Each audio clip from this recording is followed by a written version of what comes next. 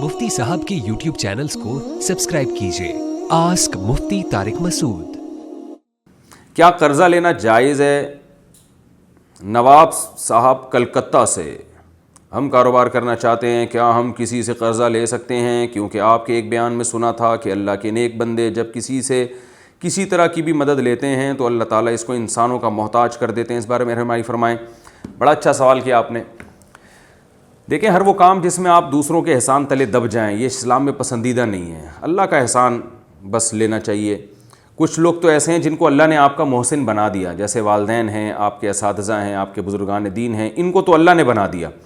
लेकिन ख़ुद से किसी के एहसान तले दबना, कर्ज़ा लेके या भीख मांग के, ये शरीयत में पसंदीदा काम नहीं है। लेकिन अगर कर्ज़ा आप ले रहे हैं और जिससे ले रहे हैं उससे इतनी बेतकल्लुफ़ी है कि आपको कोई ज़िल्लत महसूस नहीं हो रही और आपको 100% यकीन है कि मैं टाइम पे कर्ज़ा लौटा भी सकता हूँ, तो फिर ये जायज़ है, इसमें कोई गुनाह नहीं है। और ये तो सहाबा और ताबिईन से साबित है। ख़ुद नबी सल्लल्लाहु अलैहि वसल्लम भी कर्ज़ा ले लिया करते थे और फिर लौटाते थे तो बढ़ा के लौटाते थे। तो इसमें कोई हरज नहीं है अगर इस्तिग़ना के साथ हो और लालच के बग़ैर हो। जैसे बाज़ लोगों ने अपने पैसे रखे हुए होते हैं। वो एक वाक़या है ना, एक ख़ातून ने अपने बच्चे को भेजा कि जा पड़ोसियों से चीनी लेकर आ। वो बच्चा गया, पड़ोसियों से कहा कि अम्मी कह रही हैं चीनी दे दो। उसने सलावातें सुनाई, बोले चल दफ़ा यहाँ से, हमारी चीनी क्या तुम्हारे लिए। तो दूसरे के घर बच्चा गया कि आंटी अम्मी कह रही हैं कि चीनी दे दें, चाय बनानी है। उसने भी सलावातें सुनाई, चल दफ़ा यहाँ से, हम क्या चीनी लोगों में बांटते फिरें। फिर वो तीसरे घर गया बच्चा, तो सब घरों से मायूस हो के माँ के पास आया, कोई भी नहीं दे रहा। तो माँ ने कहा कमबख्त कैसे कंजूस लोग हैं, कोई भी ताउन करने के लिए तैयार नहीं है, चल जा अपना डब्बा खोल, वहाँ से चीनी निकाल और चाय बना।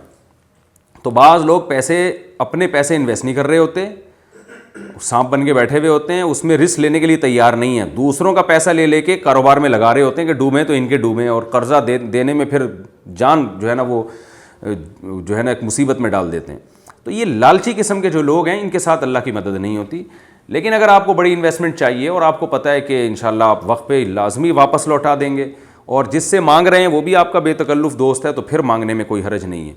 हाँ, बाज़ लोगों को अल्लाह ने ऐसा तवक्कुल दिया है कि वो फिर भी नहीं मांगते, वो आला दर्जा है। वो कहते हैं यार जितना जेब में है बस उसी पर इक्तिफ़ा करो, क्या ज़रूरत है लोगों से मांगने की। और अगर लोगों से मांग भी रहे हैं तो उनको प्रॉफिट में शरीक कर दें, और अगर प्रॉफिट में शरीक नहीं करते तो फिर नबी की जो सुन्नत है कि कर्ज़ा जब लेते थे तो वापस बढ़ा के लौटाया करते थे, ये नबी की सुन्नत पर अमल करें। ये सूद जब बनता है जब पहले से एग्रीमेंट हो, अगर एग्रीमेंट नहीं है तो फिर कर्ज़े को बढ़ा के लौटाना ये सवाब है। हल जज़ाउल इहसानी इल्लल इहसान, एहसान का बदला एहसान। उसने आप पर एहसान किया था तो आप जवाब में उसके साथ और ताउन करें आप। आस्क मुफ्ती तारिक मसूद।